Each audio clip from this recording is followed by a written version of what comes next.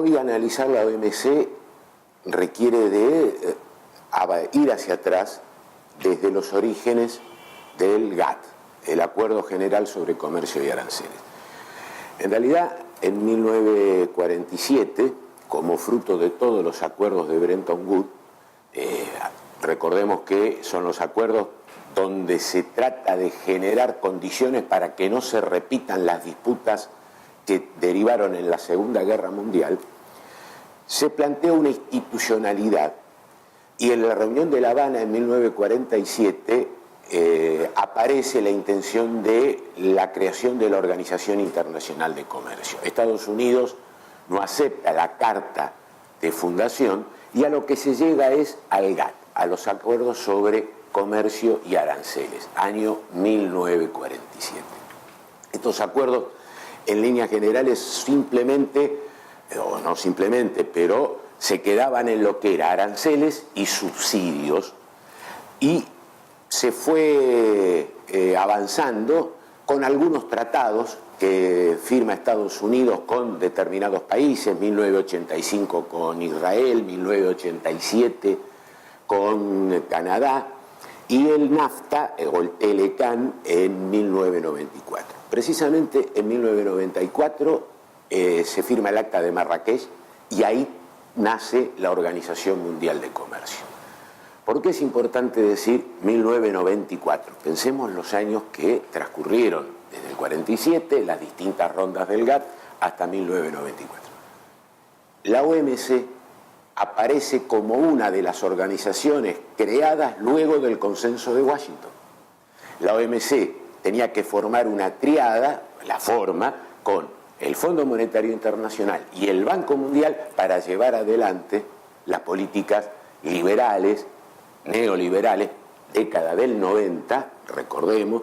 Entonces, no es inocente el nacimiento de la OMC en el momento que nace y en qué oleada nace. Esto es para desmistificar, porque lógico, uno ve los objetivos, propender al crecimiento de la economía, cuidar el medio ambiente, la consecución del pleno empleo, todo está escrito como, uno podría decir, una propaganda casi de un catecismo de buena fe y bondad. La realidad es que la globalización, la liberalización de la economía y la financiarización forman parte de un núcleo de ese consenso de Washington que se introduce a través de la OMC. Decíamos que el GATT quedaba circunscrito a las cuestiones de aranceles y subsidios. La OMC avanza fundamentalmente en todo lo que tiene que ver con el comercio, en lo que tiene que ver con la propiedad intelectual, lo que tiene que ver con las licencias, lo que tiene que ver con la liberalización del comercio. Más allá de que las teorías de la convergencia, las teorías económicas de la convergencia y demás plantean que de la mano del crecimiento las naciones iban a alcanzar, las naciones menos desarrolladas iban a alcanzar los grados de desarrollo de los países centrales, los países más importantes, lo que se ha demostrado es que más liberalización en el comercio mundial, más apertura de la frontera, menos barreras que puedan poner los estados, lo que hizo es que los más pobres fueron todavía más pobres y que los más ricos se han fortalecido más. Es decir, de toda esa declaración de buenas intenciones, la realidad es que las diferencias estructurales entre los países más desarrollados y los menos desarrollados, con estas políticas se fue profundizando. Obviamente la OMC tiene un nivel de funcionamiento donde podemos ver tres cuestiones. La primera, pensemos que los acuerdos que dan origen a la OMC vienen desde el GATT. Fueron suscritos por las naciones triunfantes en la Segunda Guerra, fueron las que pusieron condiciones, con lo cual ya esos acuerdos venían marcados por la potencialidad de quienes habían ganado y no estaba muy en consideración, año 47, lo de los países más pobres de nuestra tierra. Es más, muchos de los países llamados subdesarrollados o del tercer mundo fueron obteniendo su independencia económica y política en contra de las potencias en los años posteriores, la descolonización de África, todos los procesos que se han dado. Es decir, el interés de los países menos desarrollados ya no estaba, no quedaba claro en los acuerdos de comercio que se planteaban en el GATT, mucho menos en el perfeccionamiento de esas intenciones que lleva adelante la Organización Mundial de Comercio con el consenso de Washington como ideología que la marcaba. La OMC quita soberanía a nuestros países.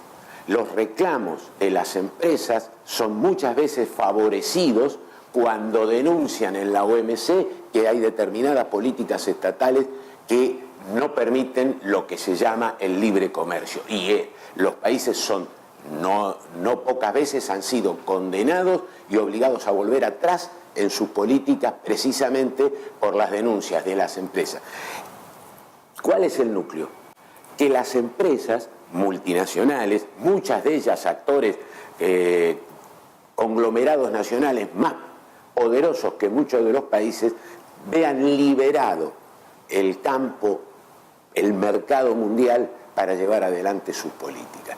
La OMC, más allá de lo que se declare, no plantea ni siquiera condiciones de un piso de salarios, un piso de derechos laborales mínimo, con lo cual lo que tienden es a bajar cada vez más las regulaciones en los países para favorecer ese supuesto comercio más ágil, más libre, que nos permitiría crecer a las naciones menos desarrolladas. Pero sí permite que los países más desarrollados, las potencias mundiales, tengan cláusulas protectivas para sus producciones, sobre todo agrícolas, en detrimento de nuestros países. Es decir, que lo que pide es que nosotros bajemos todas nuestras protecciones, todas nuestras políticas nacionales, atenta contra lo que se llaman las políticas del compre nacional, que en muchos países tienen que ver con el desarrollo